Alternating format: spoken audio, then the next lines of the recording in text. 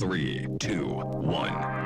Hello and welcome, Lockdown Defenders. This is Coach Mike, and today we are breaking down one of the most important skills on the defensive end, closeouts. The ability to go from off ball to on ball, taking away shots, containing drives, and preventing scramble situations.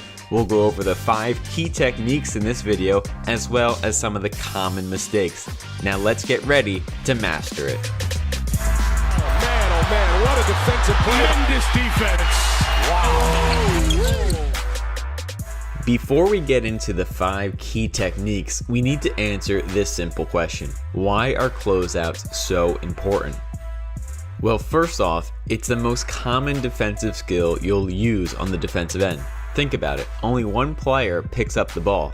Everyone else will need to execute a closeout to start guarding the ball. And so if you can't close out, doesn't matter how great you are on ball, you won't get to show it.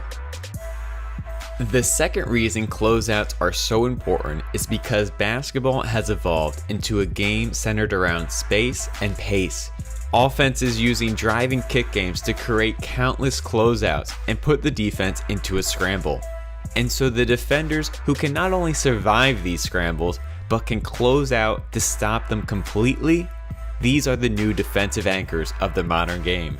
Not rim protectors, but perimeter protectors. Now let's start getting to work. The first topic is one that has been through a heavy debate, closeout footwork.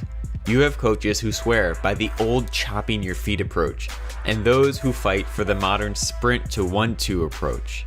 Now each of these techniques has their own strengths and weaknesses. For example, chopping the feet does slow down and control your momentum very well, making you ready to contain drives. But it is very slow in getting into the shooter's impact zone, so you'll be more likely to give up high percentage shots even during your closeouts. On the other side, the stride stop closeout wastes no time getting to the shooter, going from a sprint to a stop and into that airspace.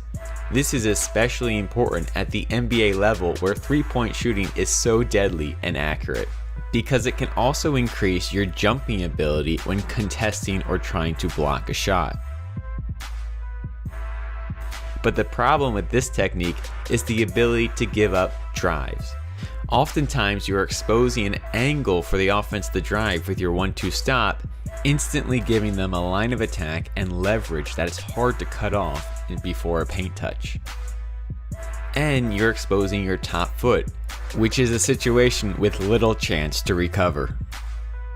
This is why I believe in a mixture of both approaches, and in fact Paul from PGF Performance is on the same page as me. Chopping your feet is too slow. It's ridiculous to think about this, to change directions, or even on the offensive end to go for a layup.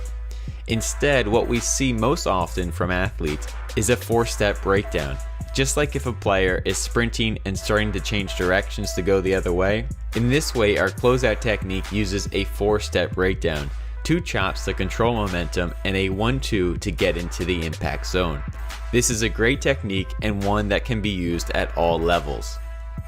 But if we can master this next concept, your footwork won't even be up for debate, because great defenders arrive on the catch, taking away the offense's advantage of reading the closeout completely.